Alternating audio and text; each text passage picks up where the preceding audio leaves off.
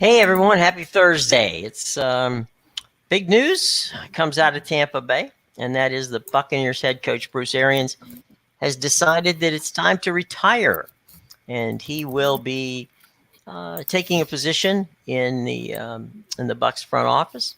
And Todd Bowles, who was the defensive coordinator, will now be the head coach. He got a 5-year deal, and they locked him in, and they gave a boost to all of Bruce's assistants. And so there you go. Much has been said about Bruce's leaving. And all I can do is tell you that, you know, I can tell you over the last 24 hours, I've gotten a lot of information. I spoke to Bruce briefly earlier today, and this was something he planned on doing. And it was not something that was a spur of the moment thing, or he wasn't forced out by Tom Brady, despite some pundits in Boston who love to believe that theory. You know who you are, WEEI Radio. Anyway, Chris, it's Well, to be fair, there's people in Boston that still think that Brady's going to end up in Miami. So, I mean, yeah, obviously, these people have nothing better to do than stir the pot. Obviously, the Patriots did nothing in free agency. They weren't a very good football team last season. By the way, Bruce, thanks for screwing up the replay of the Bills stopping New England in the wild card game, which I was enjoying until they had to interrupt to talk to a bunch of people that had no idea what was going on other than you announced your retirement. Um, but people in New England don't have anything else to do. The Red Sox don't play till next week, and it'll be a couple weeks before the sky falls in on them. I'm sure right. the Bruins, they're still playing for a playoff spot. The Celtics were playing well, so they didn't have anything to complain about there. So they had to come up with a new conspiracy theory, and that just seems to be the way things go in Boston. It's the News Zapruder film. Right. Well, like I said, Bruce is 69 years old. We talked about this in the pre-show. That puts him with Belichick. They're a month apart. Bruce will turn 70 in September. Belichick will, turn 70 in October. Pete Carroll will turn 71 sometime in the fall. I forget when exactly it is, but hello, Michael. We dropped by and said hi to Allie. So yeah, I I mean, didn't. I was sleeping. No, I wasn't. But I wise didn't choice drop on by. your part. No, it's you know, it's there comes a time when you're in this business for 45 years that you decide, is it time to go? And Todd Bowles has been with Bruce for 30 plus years. He played for him at Temple. That gives you an idea how long that the two of those guys have been together. And he genuinely wanted to give Todd an opportunity to succeed. And when you get a guy like Tom Brady decides to fall back into your lap and come back and play, then you're foolish not to take that advantage. And one of the things he told our buddy Ira Kaufman was he doesn't give, and I'm going to edit this, a crap about the Hall of Fame, and he doesn't give a crap about what them people think. This is the way he did it, and deal with it.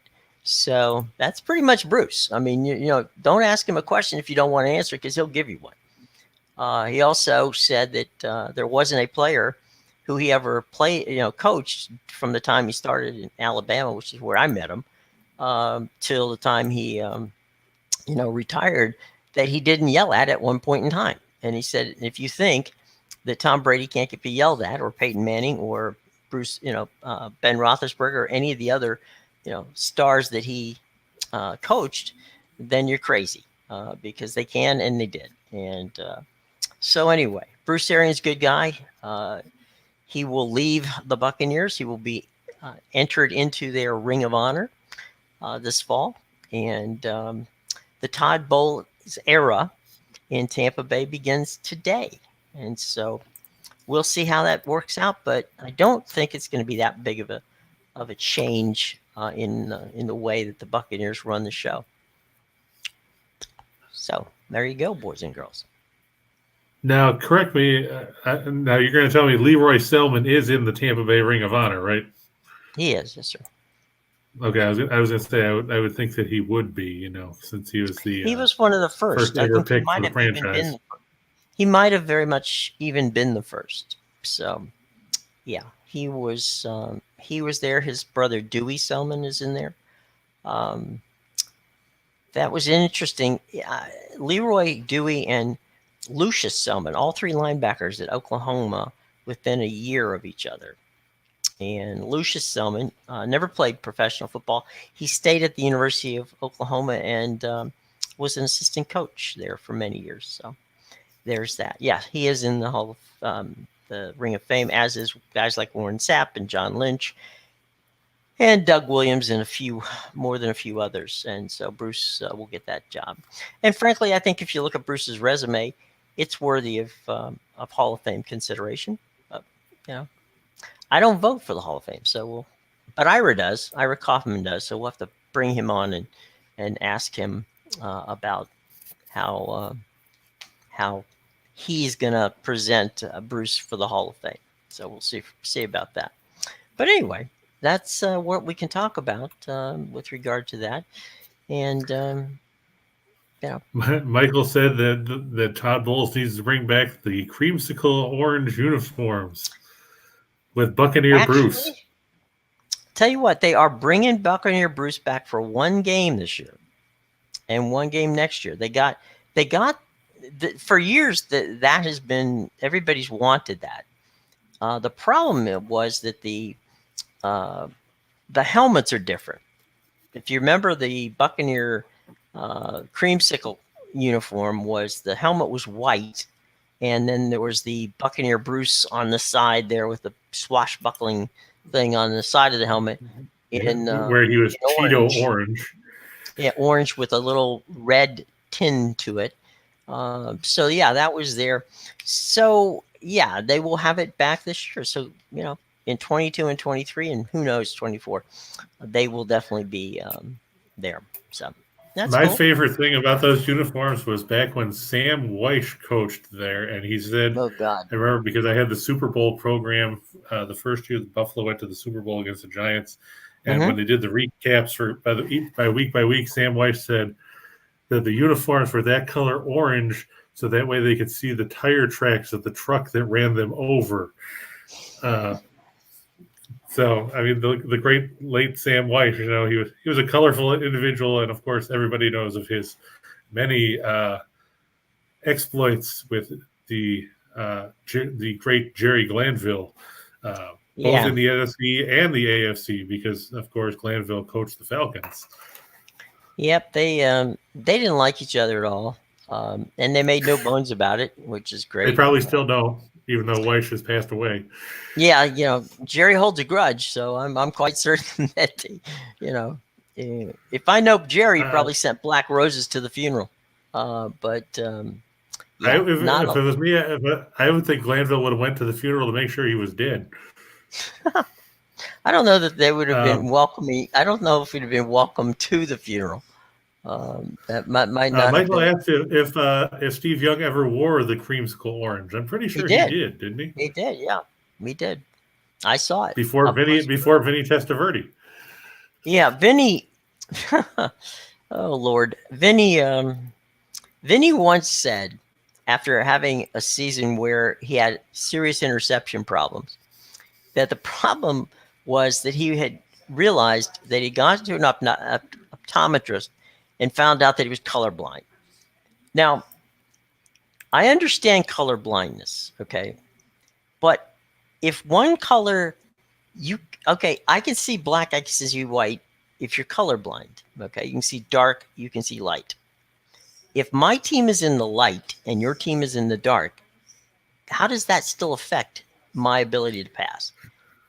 Again, Vinny, God love him, Vinny's still around and is a good guy, lovely guy.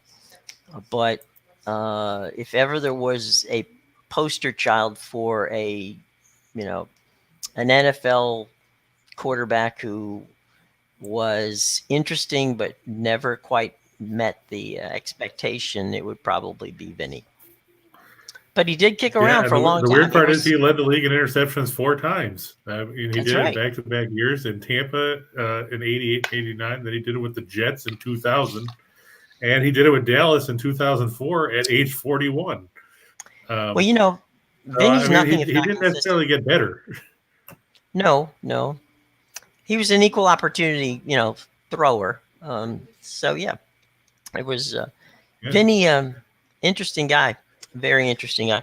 Um, but yeah, so we put a button on the Bruce thing. I just I think it'll be interesting to see Todd. Todd's a good guy. He gets a second chance now. He had a bad run in New York. Let's see how he Well, does with the The Buccaneers. Jets haven't been a good team in an eternity, so Yeah, that's not. I wouldn't put that there's all on that. Todd Bowles. Yeah, it's where coaches go to die. Is the New York Ask Adam Gase. Jets? Yeah, and Adam Gates isn't a bad coach either. So there you go. All right. Well, you know what? Let's do some fun stuff with our new. We got a new promotion from our buddies at BetMGM, and also with the folks here um, at Caesars. All right. So here's the deal with Caesars. Caesars has a $1,100 first bet insurance.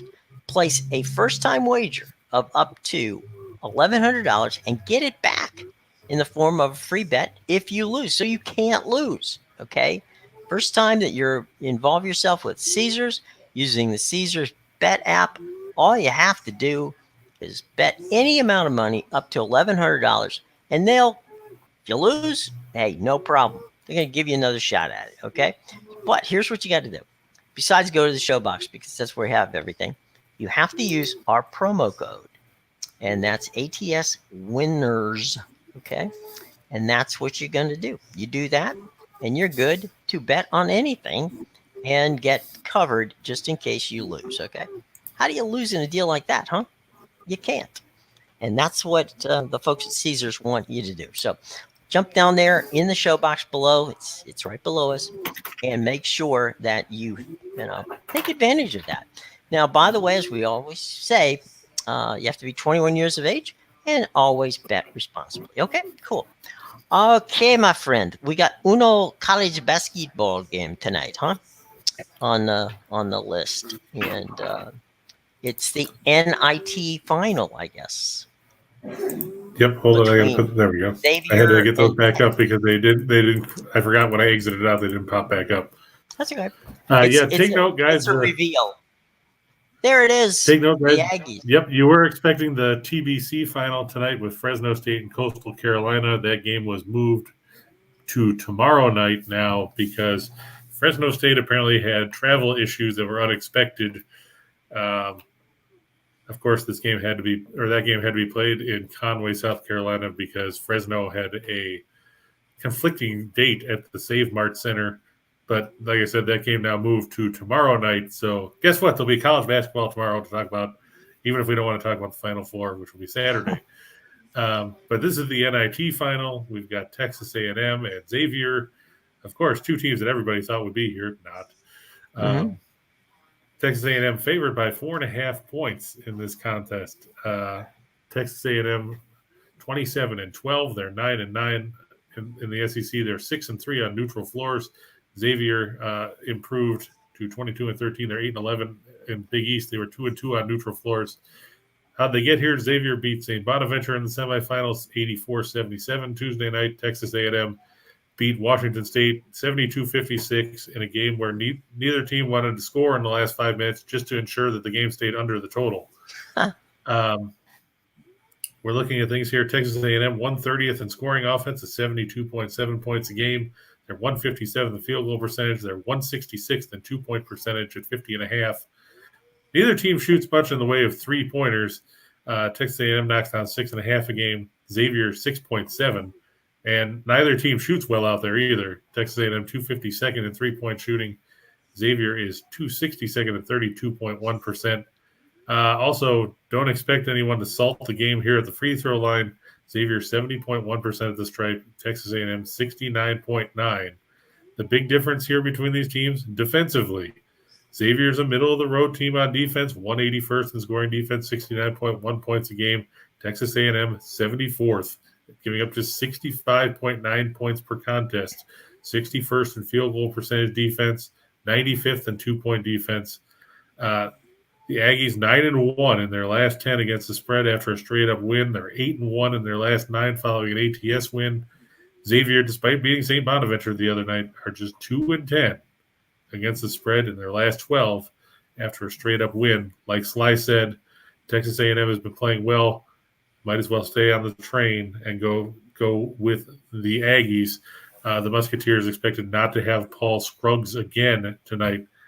Tim, of course, has to be the contrarian and take Xavier.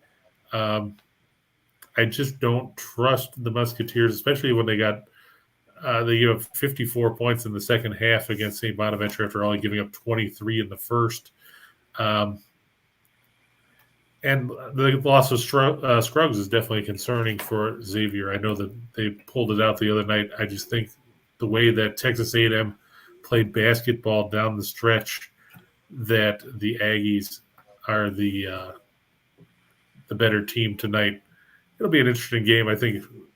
But I just think Texas A&M, with their late season momentum compared to what we've seen from Xavier, I know they've played better in the NIT than they did down the stretch.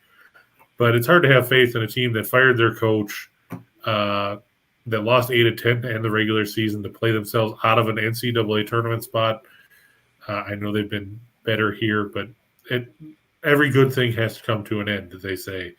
And this is the end of the Jonah Hayes unbeaten run as an interim head coach for Xavier. Just so you know, Michael, no, I don't think AB's coming back. I appreciate the LOL on that one, buddy. You're absolutely right on it. And the Aggies are mad they didn't get March Madness tournament. That's why they're going to win tonight, Michael. The Cadets are mad. We talked about Buzz Williams wrote that 9-page dissertation about why his team should have gotten into the field. And, they've been tearing things up since. So that's right. Hey, fun fact about Texas A&M University. You know that they graduate more officers than the Naval Academy or the United States Army at West Point. So there you go. I thought you were going to say, the fun fact was going to be that you had a bunch of relatives that graduated from there. Well, that's a fun fact I decided not to use this time. I'd already used that fun fact. So not sure that it's a fun fact. It's just a fact. Whether it's fun or not, that's up to the people. Hey, is there an opportunity tonight? Because there is the NBA. Is there an opportunity tonight to fade the Lakers? Or is that not on the cards? There is, but that you have to get to hockey first. Oh, good point. Let's go to NHL first because we don't want to get out of order. My bad. But to answer your question, yes, there is a chance to fade the Lakers. I don't have that one up, but I do have it down the page there. Oh, there's the Lakers of the NHL, the Montreal Canadiens. And Michael said the fun fact is that the Bush Presidential Library is at Texas A&M. He's right. And our buddy Evan Weiner spoke at the Bush Presidential Library. So there you go. Not necessarily. Now, is that the George Herbert Walker Bush, or is that the would George be yes, the George Herbert Walker Bush one. Okay, I wasn't sure. That's why. The George W. Bush Library, I don't think exists yet. I'm not sure where it's going to be. Maybe it might be at Waco because he lives in Crawford, and Crawford's not that far from Waco. So maybe it'll be at Baylor. I don't know. Now, how do they pick where those things go? Honestly, is there any rhyme or reason? Usually, it has to do with a combination of a university wanting it to be there. They don't have to be at universities. Reagan Library is not a university. A number of them aren't. But sometimes they are. And it boils down to where if you're a president and you're from a state, usually the state has different areas where they want the library to be. So they'll it's almost like a bidding process where they'll put up the money for it. And so they just want the George Herbert Walker Bushes to be at Texas A&M, and no pun intended, they ponied up the the George W. Bush. Thank you, Michael. The George W. Bush Library is at SMU in Dallas. Okay, so there you go. Where's the There's your fun Richard fact. Nixon Library? It's it's out in Simi Valley. I thought you were gonna tell me nobody wanted one. No, it's there. It's in Simi Valley, which is in the valley a little bit north of Los Angeles. There, for those of you wanting to know such things, didn't realize that we had such a wired group here. It's good to know. Putting my political science degree to good use this afternoon, guys. Greatly appreciate it. So yeah, the Bush, I guess so. So George Herbert Walker Bush is at A&M, and thanks, Mike, for telling us that that the George W. Bush Library is at SMU. Okay, so good for there. And as we said before, we can't fade the Lakers yet, but we sure can fade the Canadians because that's what we always do. And well, I mean, somebody's got to, right? Is Carolina playing like their 7th game in a row? It just seems like every time I look up, Carolina's on the board. Well, they played Monday night against Washington. They played Tuesday against Tampa, and then they were off yesterday. So it's their 3rd game in 4 nights. I think it's their 4th and 6th. I think it's pretty much the same for Montreal. Montreal, I know, played Saturday. Then they played. Let's see. Then they played. Well, at least they're at home. They played Sunday. Then they played Tuesday. Carolina's at home here. The Hurricanes 44-15-8. Montreal 18-38-11. The pumpkin came, or the carriage turned into a pumpkin early for Montreal. They were the first team to be eliminated from playoff contention. They're 8-19-7 on the road. We got to go face the Carolina team that's 24-5-4 on home ice. It's going to be Jake Allen, 7-18-4 with a 319 goals against, a 906 save percentage, and 2 shutouts for Montreal. It'll be Frederick Anderson, 32-10-3 with a 205 goals against, a 927 save percentage, and 3 shutouts for Carolina. It's amazing how Anderson can play when there's not immediate spotlight on him, like there's been in Toronto the last 5 years. Now that he hasn't, down in Raleigh, it's not quite as bright of a blinding light on the hockey team down there like there is in Toronto. And, he's responded accordingly. Whether he can carry that over to the postseason will remain to be seen. But he's played well in the regular season. Tonight he gets a Montreal team that's dead last in the league in goals per game at 255. And if that wasn't bad enough, they're second worst in goals against at 376. My team worse than them, the Detroit Red Wings, who we talked about yesterday and who, despite a gallant effort, fell 5-4 in overtime to the Rangers. Meanwhile, Carolina is 8th in the league in goals for at 3.34 a night. They lead the league in goals against at 2.37. So that just shows you what a bad matchup this is for Montreal. You're the worst team when it comes to scoring. You're facing the team that's best at keeping the puck out of the net. You can't stop anybody, and you're facing a team that's top 10 in the league in scoring. The Hurricanes 5-1 in their last 6 against teams with a winning percentage below 400. They're 17-5 in their last 22 on one-day arrest. Montreal 5-16 in their last 21 against Metropolitan Division teams. They're 1-9 the last 10 times they've played the 4th game of a 4-game and 6-night set. They're 2-10 in the last 12 meetings with the Hurricanes. And look at that last number, 0-7 in the last 7 meetings between these teams in Raleigh. It does not bode well if you're a fan of the Bleu, Blanc, et Rouge tonight as they make the trip down the East Coast to Tobacco Road. I do. So you're telling me that Frederick Anderson can play better when there isn't 35 media members covering the team as opposed to 6 with the Hurricanes? Well, I mean, you have to figure there were 35 media members that were probably crammed within the space of his locker in Toronto. Yeah. Because let's face it, I mean, Toronto is a big hockey town. It has been since, for sure. 1919, if not before that. Carolina's still, I know, I was never a fan when Peter Carmenos moved the Whalers from Hartford to go down to Tobacco Road, but No, it's not the same, and we'll see if he can channel that into postseason success because it was something he couldn't do north of the border. There's Zach. Um, Thank you. Thank you, Zach, for letting us know. Hey, Zach, what Facebook are you watching us on?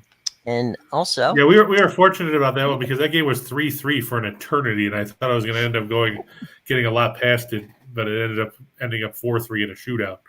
But we'll take it. And Euler, good to see you had a big win last night.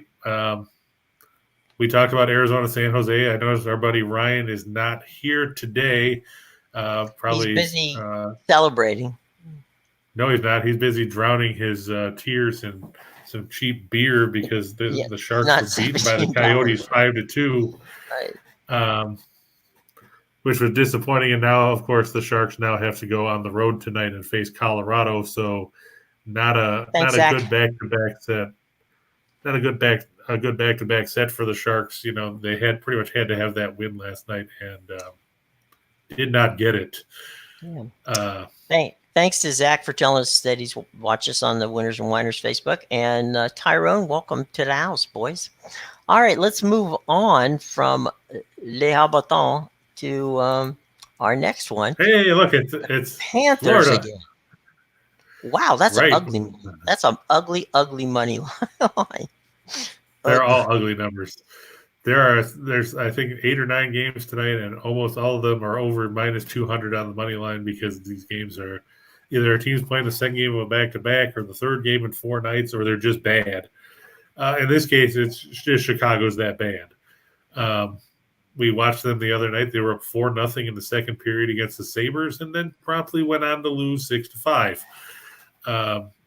It's going to be Kevin Lankinen, 4-9-5 with 363 goals against and an 886 save percentage in net for the Blackhawks.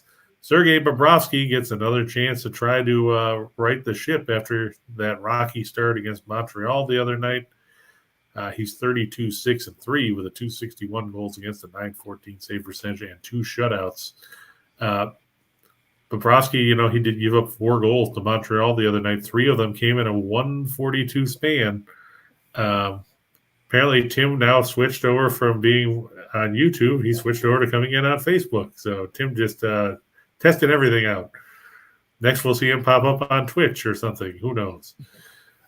But Bobrovsky, like I said, he struggled against Montreal. This is a chance where we talked the other day, where Florida needs to win these games convincingly to be taken seriously. Yeah, I know they lead the Atlantic Division, but if you're struggling against doormats, and let's face it, Montreal was a doormat. The Blackhawks are going nowhere. They're down to backup goaltenders after trading Fleury to Minnesota. This is a team you need to blow out of the water. You can't just, scrape out a win or have to rally to win in the third period. This is a team you should be obliterating. The Blackhawks are 26th in goals for at 2.69. They're 24th in goals against at 348. The Panthers still lead the league in goals per game at 4.06. That number goes up at home. We talked about it the other day before they hung 7 on Montreal. Their home number is now up to a robust, 4.7 goals a game. So there's something in the water in Sunrise. I don't know if it's just the swamps of the Everglades. But Chicago only averages 2.71 goals a game on the road, so that doesn't bode well for them either. Panthers 6-1 in their last 7 on one-day arrest. They're 42-9 in their last 51 as a home favorite. They're 13-3 in their last 16 when their opponent scored 5 or more in their last contest. Chicago 1-5 in their last 6 against the East. 1-5 in their last 6 against the Atlantic. And they don't do well after they have offensive bonanzas. Look at that one. 0-9 in the game after scoring 5 or more in their last contest. Expect a return to the norm for the Blackhawks as they don't light the lamp as often as they did against Buffalo. And they probably get blown out of the FLA Live Arena down there in Sunrise. Yeah.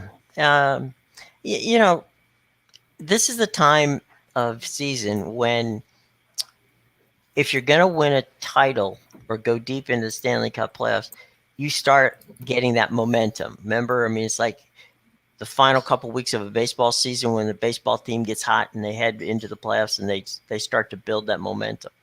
And Florida needs to do that. And we'll see if Bobrovsky had one of those mental lapses or if he's got some problems. If he's got problems, then Florida has problems. Well, yeah, So because I mean, you can't afford to go to Spencer Knight in a playoff series. no. That would be they would have a halak moment. Hey guys, Yeah, and Florida doesn't have a massive lead in that division. I mean, they have 96 points, but Tampa Bay has 90, Toronto has 89, and Boston has 87. If you go on a slide and a couple of those teams get hot, you could end up bouncing down the standings in a hurry. right? And you don't want that. That's for darn sure. Hey, guess what? We got some stuff we're going to give you. The 2022 MLB Bettors Guide is a must-have for you seam heads out there, myself included. And here's the deal, all right? The only betting guide you need to succeed for the 2022 Major League Baseball season is jam-packed with over 100 pages of insightful strategies. Right, yeah, 10 times the size. So 100 pages, some of which are written by the man sitting over to the side of me, the one, the only Chris King. So what else? What do you get in there? Well, I'll tell you what. You get futures odds, you get predictions, you get World Series, AL, NL Pennant, AL, NL MVP, AL, NL Cy Young. If I'm not mistaken, that's one of the ones that, by the way, spoiler alert, those are won by Chris. Okay. Rookie of the Year. Yeah, I'm winning all the awards. Yeah, he wrote it. He gets to do it. So go downstairs, okay, to the show box below and take the opportunity to click on it. Now, it's not going to come until either the 5th or 6th of April. Yeah, I think they're talking the middle of next week. Yeah, so don't worry, but definitely go down and reserve yours for free from your buddies at Max Wagers Network, Picks and Parlays, and of course, Winners and Whiners. So go downstairs to the wonderful and marvelous show box where we've got all kinds of fun stuff for you. And check everything else out down there while you're in the show box below. Okay. And I like the who was it the other day that said do the Will Smith and slap the like button. Slap the like button. I can't remember who that was. That might have been Elliot or it might have been it might have been Elliot or James. I can't remember.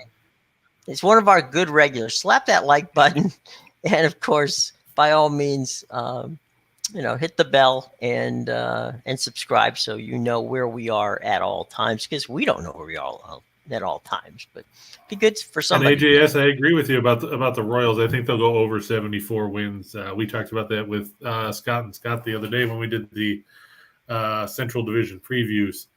I know a lot of people are high on Bobby Witt. He's probably the second or third top prospect there is in baseball, depending on which publication you read.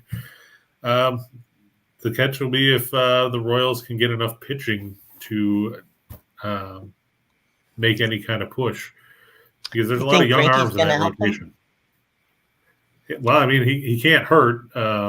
He's better than some of the guys that they trotted out there last year, like Jackson Kowar or Daniel Lynch. I mean, those are guys they need somebody at the front of the rotation that has experience, because a lot of those guys they're really young. I mean, you look at Singer and company there, and they need somebody that can anchor that rotation. But I mean, the Central, it's wide open behind the White Sox. Yeah. So I mean, Cleveland sucks, and everybody. I know Detroit Lenny is probably excited about. Yeah. The Twins spent money. Go ahead. No, I was just saying the Twins spent money. I don't know if it was, it's gonna. The Twins have done this before. They've spent money and it didn't pan out for them. So we'll see. But the White Sox could always be worse. They could be Cleveland and not spend any money. There's that. Yeah, no question about that. All right, so we were talking about fading the Lakers. Can we do it now? Well, I don't have a slide for them, but I have them in the bottom in the shot in the dark section. So basically, stay tuned. Stay tuned. We are going to fade the Lakers. Okay, but not now. That's what's And called. Michael's right. It's hard to talk about baseball and talk about the Cleveland Guardians. It sounds like a roller Yeah, derby team. it's yeah, or slow pitch softball. Okay, Yeah, that the too. Clips. Hey, now the Clips have come back from 225-point deficits to win in the last couple of games. This is crazy. Yeah, it's disturbing because they beat Utah the other night, but Utah kind of beat themselves. Um, I think they got complacent. The Jazz were minus Bogdanovich. They were minus Mhm. Hassan Whiteside, so they were trying to play The with good guys that you don't Bogdanovich. normally see. Yeah, Yeah, the bigger one, as Barkley would say. right. The taller Um, Bogdanovich. Yeah. yeah, and it's tough. I mean, and plus, I think the Clippers got a boost because Paul George came back the other night for supposedly being a guy on a minutes restriction. I think he played 30 or 32 minutes. That's not much of a minutes restriction to me. Normally, when you come back when you haven't played in 3 months, you're on a bit of a pitch count. You play 15, 20 minutes, not 30 some. It just shows the Clips are a little bit desperate to try to make sure that they can make the postseason. Um, so he'll be out there tonight. I just think that going on the road and facing the Bulls is a bit of a challenge. Chicago, of course, bounced back. Yeah, PG was unreal. It kind of pissed me off. Um, but, are we talking spring baseball already, Bill? I know that Steen and Reichel like to talk about that with their straw hats. Uh, you know, Farmer Bob and Farmer Pete there, Right. But yeah, in this one I like the Bulls. Oh, that's a Green typo. I Acres. didn't change. I didn't change the record on the Clippers on the road. They're not 30-6. That was from when I copied stuff over from the Suns. Hold on, I'll get you their actual road record. They are actually They 16 wish and they were that. 23. Yeah, they're 16 and 23. So that was my fault. I apologize for that typo. The Bulls are 26 and 10 at home. That was not a typo. The Bulls 12th in scoring offense at 111.4 points a game. They're third in field goal percentage. Yeah, if you bet the overs all the time, spring trading baseball has been money because every time you look at the box score, it's like freaking 29-8 or something like that. I saw the box score the other night where the Cardinals scored 15 runs in the eighth inning on the benefit of like 3 hits because there were 15 errors and 17 walks, a couple of It's against the hit batters. Nationals, by the way. Yeah. Oh, was that the Nationals? Oh yeah, that's right. Yeah. Because I saw Anibal Sanchez started. He Either way, didn't though, finish. Yeah. yeah. Well, they had about 7 guys pitch in the eighth inning, I think. Yeah. The Clips play good defense, but they struggle offensively. They're 26th in the league in scoring offense at 106.8. They're 24th field goal percentage at 45.4. They're 6th in 3-point shooting. The Bulls are a middle of the road team defensively, but they get to come home here, and they're 4-1 against the spread in their last 5 at home after a road trip of at least 7 days. The Bulls are 23-7 at home against the spread in their last 30 as a favorite.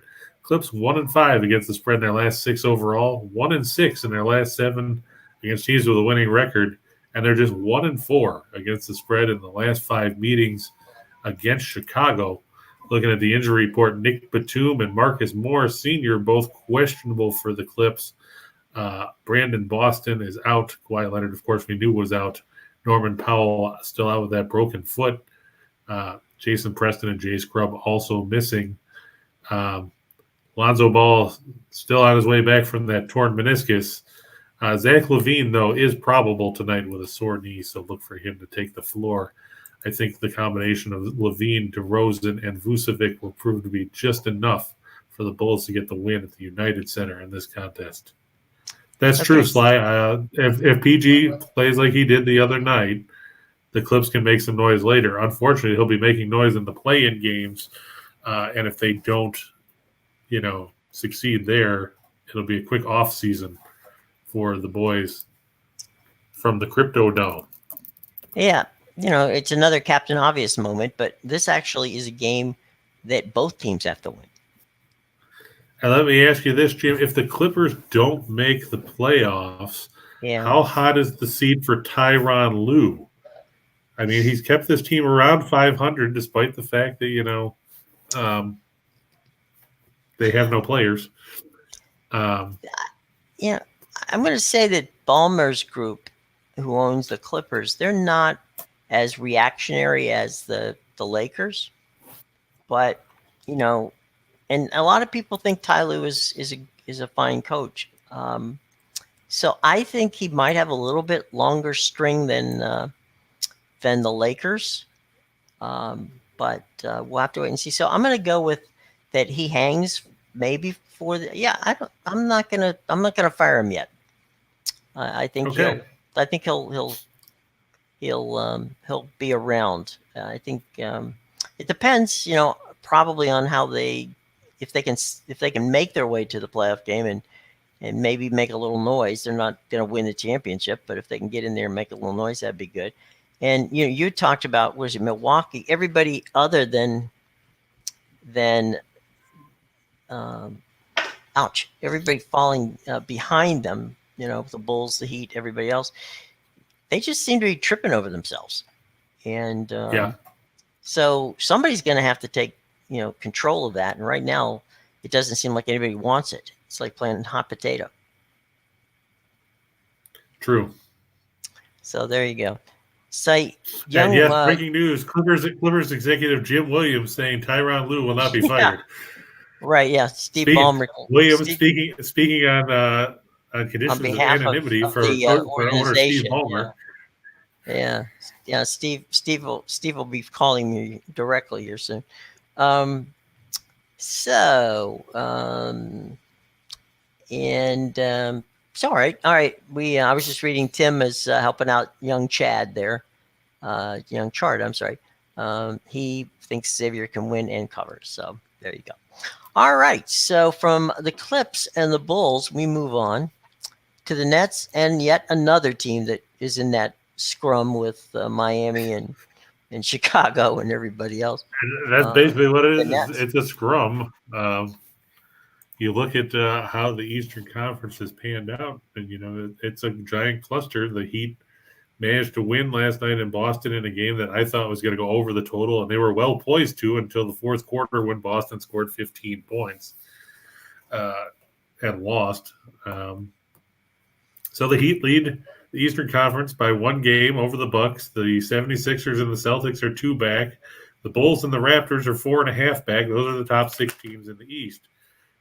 Cleveland's loss yesterday dropped them 2 games behind Toronto for the final guaranteed playoff spot. So if the season were to end today, you would see the Nets and the Cavaliers in the 7-8 play-in game. So whoever won that would be the 7th seed. And the Hornets and Hawks would battle in the 9-10 game for the right to then play the loser of the Cavs-Nets, with then the winner of that game getting the 8th seed. So it's going to be interesting. I see the Nets are favored by a bucket here. I know that everybody's happy that the mandate was lifted where, Kyrie Irving can play at home now. That'll help the Yankees and the Mets with all the people that they might not have vaccinated on the court or on the field for those games as well. You look, the Bucks 47-28, the Nets 40-36, but they're just 17-20 at home this season. The Bucks 4th in the league in scoring offense at 114.9. They're 11th in field goal percentage. They're 5th in 3-point shooting. The Nets 19th in scoring defense at 112.1. They're only outscoring opponents by 0.3 points a game because you see they're 9th in scoring offense at 112.4. They're 16th in scoring or the Bucks are 16th in scoring defense. It's going to be an interesting game to see what kind of tempo we get here because they've set the total for this game at 243 points. It's climbed as the day went on. It was 237 or 238, I think, last night. The Nets are 11th in tempo at 98.9 possessions a game. The Bucks are 7th or 8th at 99.7. Injury report shows that we're probably going to see pretty much everybody, barring some sudden change. The only injury for the Bucks is Antetokounmpo, who's probable with a sore knee. For the Nets, of course, Joe Harris has been out since January. He won't play. David Duke's down in the G League. So is Day'Ron Sharpe and then Ben Simmons. So at this point, you're expected to see Durant and Irving and all those guys. And on the other side, you're going to see Antetokounmpo and Middleton and Holiday. The problem that I have with the Nets is we watch them struggle at times to get by a Detroit team that's been in the lottery since basically the end of October. The Nets or the Pistons covered in that game. And I think that we saw the Bucks. They were an underdog the other day against Philadelphia. They won in the city of brotherly love. I think they can win here. They're 6-1 in their last 7 one-day arrests. They're 4-1 against the spread in the last 5 against teams with a losing home record. They're 9-3 against the spread in their last 12 overall. And those last 2 lines are just horrible if you're looking at the Nets. 5-23-1 against the spread in their last 29 games at home, and 4-22 against the spread in their last 26 as a home favorite. Those are just horrible numbers. And I get the fact that Irving couldn't play in most of those, but in the 2 that he could play in, they lost outright to Charlotte, and they didn't cover against the Pistons. It's not exactly home court advantage, and when you talk about those kind of numbers, yeah, that's not bad. I mean, those are Orlando type numbers. And speaking Yeah. of Orlando, thanks to them not showing up yesterday and losing comfortably to the Wizards, I expected more from them. Yeah, well, we got the Lakeland team instead. Let's talk a little bit about our friends at Caesar Sportsbook. $1,100 bet insurance. That's right. Place a first-time wager of up to $1,100 and get it back in the form of a free bet if you lose. Okay, so there you go. You can take a free one and bet anything from $10 all the way up to $1,100, and they will give you a free bet. They'll cover your first one and give you a second shot. Now you have to use the promo code, which, as we said before, is ATS Windsor. Okay, and that's all in the show box below. And remember, you have to be 21 years of age to participate. Always bet responsibly. And if you do have a gambling problem, you have a phone number right here. It's 1-800-NEXT-STEP. Okay, so we hope you don't, but if you do, we got the number for you. All right, my friend, let's move on for 2 for the money. Yeah, it's a hockey-centric one tonight. Aha. If it ever comes up. And here it is. Okay. There we go. Da-da-da. Yeah, we talked about Florida already. We talked about Florida over Chicago. This is a game Florida has to win and win more convincingly than what we saw against Montreal. You can't go up 3 goals in a minute 42 against a bad team if you want to be taken seriously. Colorado over San Jose. We talked about San Jose losing 5-2 last night to Arizona. The only one that was happy about that was Euler because, like he said, that game went over the total and helped him win his parlay, which was a plus for him. Don't forget to send our cut. That's just the way this business works. No, but Colorado playing at home. San Jose is a tired team. They had to fly in after playing in Arizona last night. It's going to be a rough night for the Sharks. Starting goaltenders are projected to be, let me double check here. The Sharks are going to go with Capo Kakinen, who they got in the deal with from Minnesota. Meanwhile, it'll be Pavel Francouz, 12-3-1 with a 253 goals against, a 918 save percentage, and a 2 for the Avs. So no Darcy Kemper tonight and no James Reimer, but I think the Avs have the edge offensively in that one. The Flames and the Kings, we talked about the Kings earlier. They played last night against Edmonton, lost 4-3. Calgary's at home. Cal Peterson, 18-11-1 with a 274 goals against and a 900 save percentage projected to start for the Kings with Jonathan Quick going last night. Jacob Markstrom, 31-13-7, the 216 goals against, a 925 save percentage, and 9 shutouts. He's been confirmed to get the start between the pipes for the Flames tonight. I just think that Calgary should be able to take advantage of the Kings being tired and having to make the second stop in Alberta. And then we talked about Carolina and Montreal. The Canadians have just been horrible.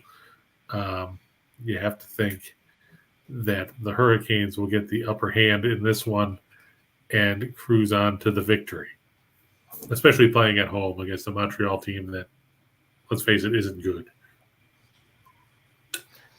Quick question for you there, bud. It's coming from Zach Vaughn, our buddy. Anaheim Ducks are on a 10-game losing streak. Does it end tonight? They're facing the Stars twice in 3 days. Well, I mean, they lost to the Stars the other day, and I don't have a ton of faith that they're going to do anything different tonight. Like you pointed out, they've lost 10 games in a row. That's pretty much cratered them right out of any kind of consideration for a playoff spot because now they're way out of the race. And if you look at what Anaheim's done during this stretch, it started with an 8-3 loss to the Blackhawks. Then they lost 4-1 to Nashville. They lost in a shootout to New Jersey. They lost to the Islanders. Then they lost to the Rangers. Then they got blanked by Florida at home. Then they lost to Nashville at home by 3 goals. They lost to Chicago by 2 goals at home. Then they lost by 3 goals again. So, I mean, they had 4 straight losses by multiple goals before losing 3-2 the other night to Dallas. I just think that Dallas, the Stars still have something to play for at this point as they're trying to hammer down a wild card spot. I think that it's going to end up being 11 in a row. I think Ottinger will outplay Gibson, and the Stars will escape with a road victory to get to 17-16-2 as the visiting team. And the Ducks just keep falling down the Pacific Division standings. Which is not good because they definitely are moving themselves totally out of the picture, which it's the opposite of the I was just gonna say it's the opposite of the Jeffersons. Instead of moving on up, they're moving on down. Yeah. Yep. They're not playing with the full deck. Speaking of the full deck, after absolute moments of anticipation, I think when we move to the entire menu, we're going to get a chance to fade the Lakers. Right, but first we'll do the 4 for the show here. I'm looking for the. I thought we. Yeah. Okay. I'm looking for the 76ers and the Pistons to go over 223.5. Now I know what you're thinking. You're thinking self because that's you. Why in the world did this game go over the total? Well, the 76ers have been kind of leaky defensively of late, in case anybody hadn't noticed. They gave up 118 to the Bucks the other night. Before that, they gave 114 to Phoenix, 121 to the Lakers, 106 to the Heat, 114 to Cleveland, 114 to Denver, 114 to Orlando. That's a lot of points to be given up. And let's face it, the Pistons are not a great defensive team. They gave up 130 to the Nets in their last contest. But they've actually shown signs of life offensively. And the big number, when you look at this, is the fact that the 76ers have gone over the total in each of their last 4 after a straight-up loss, 5-1. The over is in their last 6 on 1 day of rest. It's also 7-2-1 in their last 10 on the road. The Pistons have seen the over go 5-0-1 in their last 6 at home against teams with a road winning percentage better than 600.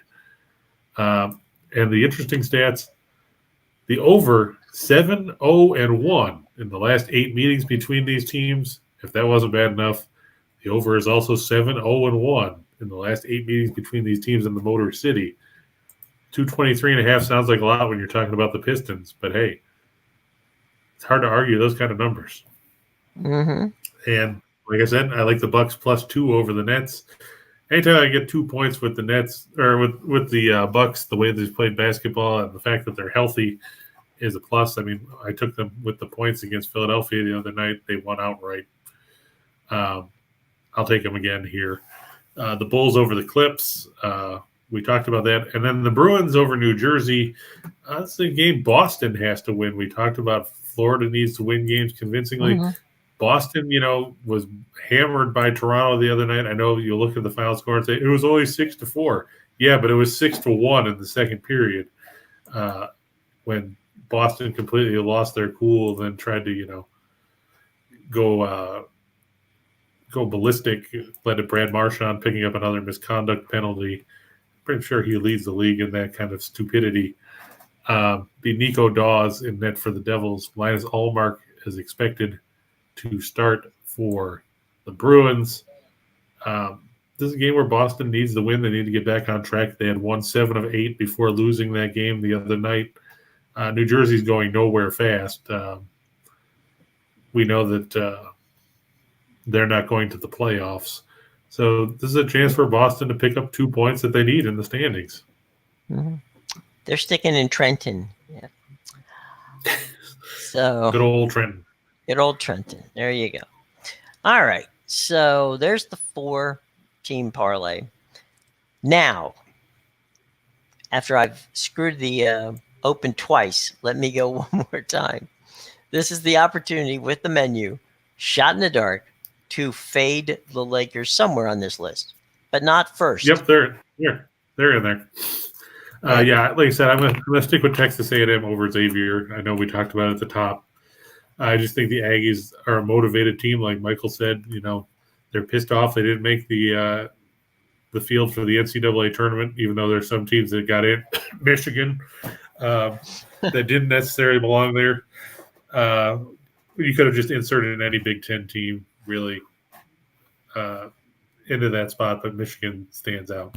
I also look for that game to go over 137.5. I just think that Xavier will push Texas A&M up and down the floor a little bit more than they wanted to, kind of like they did with St. Bonaventure.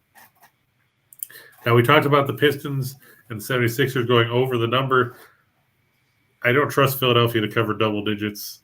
The Pistons seem to cover games when they're an underdog. Don't pick them when they're favored. We took them the other day when they were favored against, or last week when they were favored against Portland. And not only did they not cover, they didn't even win the game. They lost outright. But they seem to play well when they're major underdogs and cover games. We saw them with the Nets the other night. Look for it again here. There's the Lakers. We talked about them. I know Utah struggled the other night with the Clips, but the Lakers are a team in disarray, and that's probably being generous. Just looking at the injury report for the Jazz, Bogdanovich is questionable again with that calf strain. Daniel House is questionable with a bone bruise. LeBron's not playing. That's true. LeBron has been ruled out with an ankle sprain, and Anthony Davis is doubtful. Now, of course, for all we know, they'll try to stick him out there. And if they did, don't forget, the last time that these two teams met was when Davis got hurt right before the All-Star break.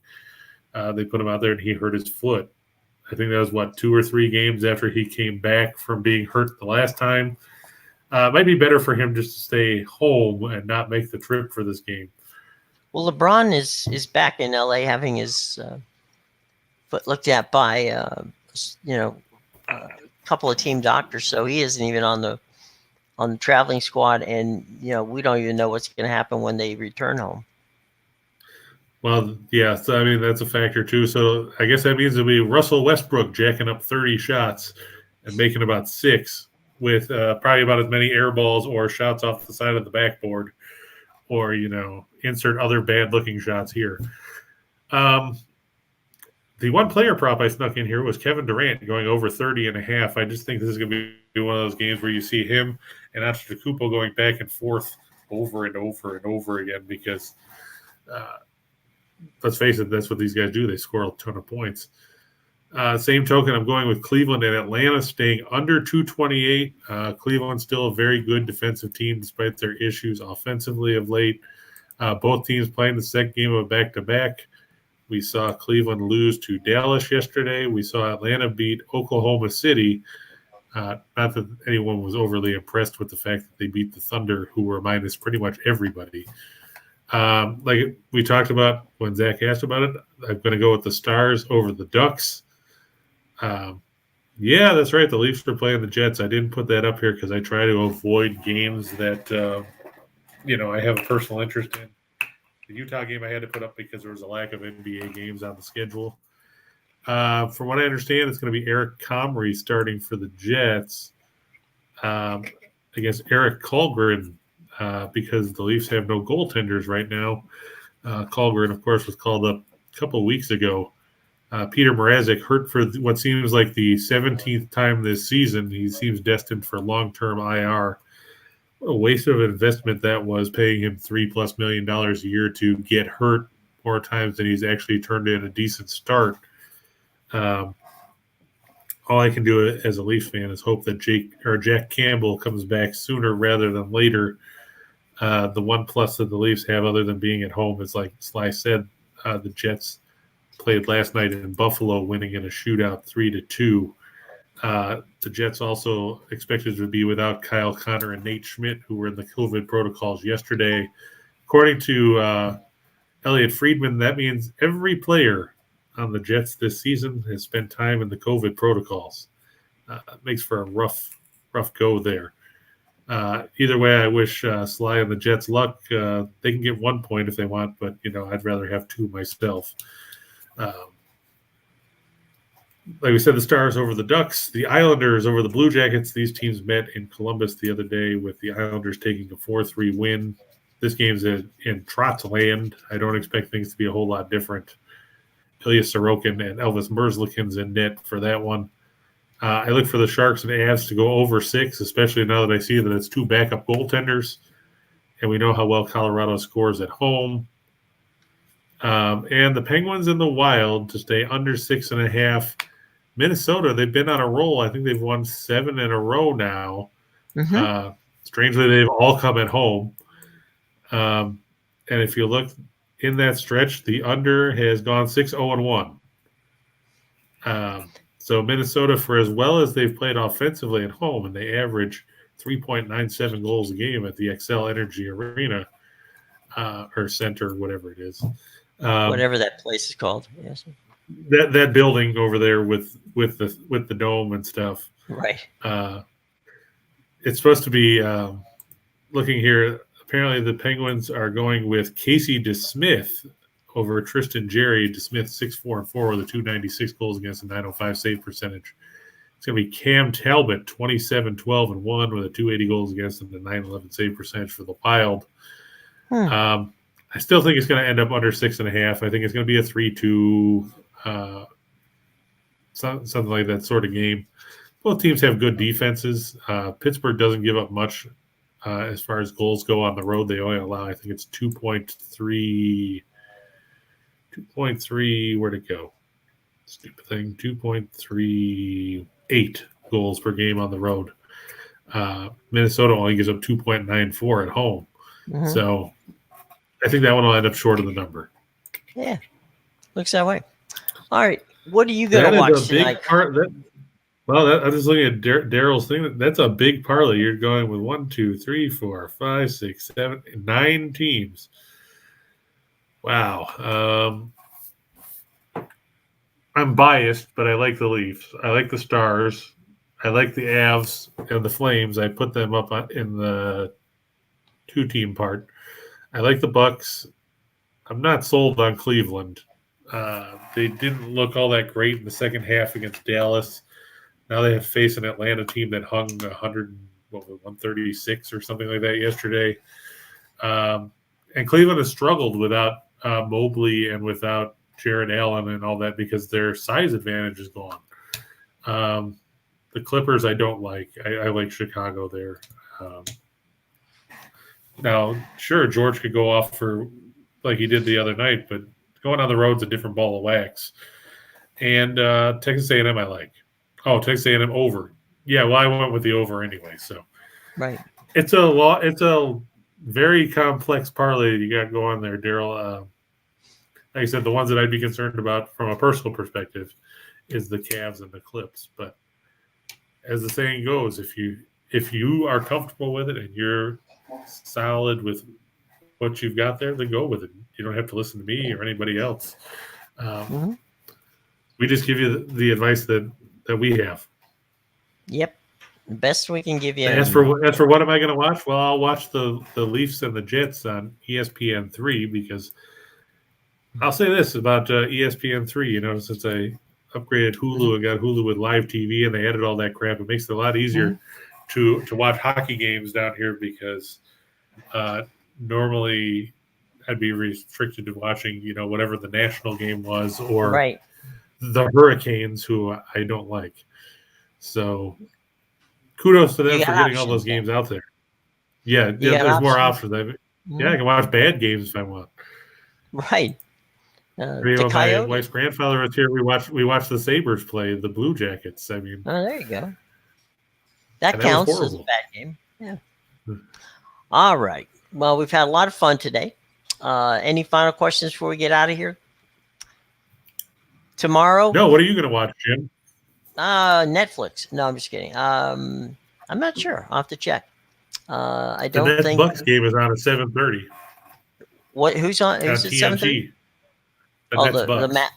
Oh, okay. Well, maybe I'll watch the pregame show and see how it goes. And yes, See, Daryl, once baseball comes in next week, we'll be talking about that. we And definitely will. We're not going we'll even to talk let up. about the USFL, much to the chagrin of my co-host Jim Williams. No. Uh, I will. When you tell me we're going to do that, I'll wear my bandit sweatshirt. I mean, my bandit sweater. do you know where it is? So, yeah, I do actually. Yeah, it's it will come out. Pit as it may not quite. It may fall off once I put it on, but you never know. We'll see. It's been a while since that puppy's seen the light of day, but we will bring it back. So yeah. All right. Well, cool. All right, everybody. Now, don't forget to watch Scott and Scott at 3:00 on Max Wagers, and then coming up after them will be they're doing baseball today. Are they doing a baseball preview show? Maybe there might be a baseball preview show. No. Today's the WrestleMania preview show. Oh, WrestleMania preview with David, the Dominator. Yeah, apparently I got roped into that too.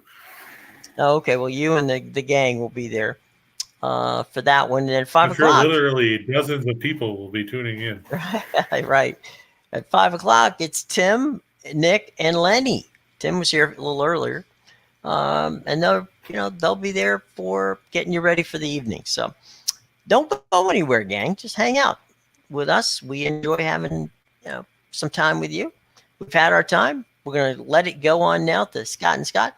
We will see you tomorrow. Have a lovely night and hope everything goes well for you. Remember, check the show box below. All the fun stuff's down there. Okay? All right. Bye-bye.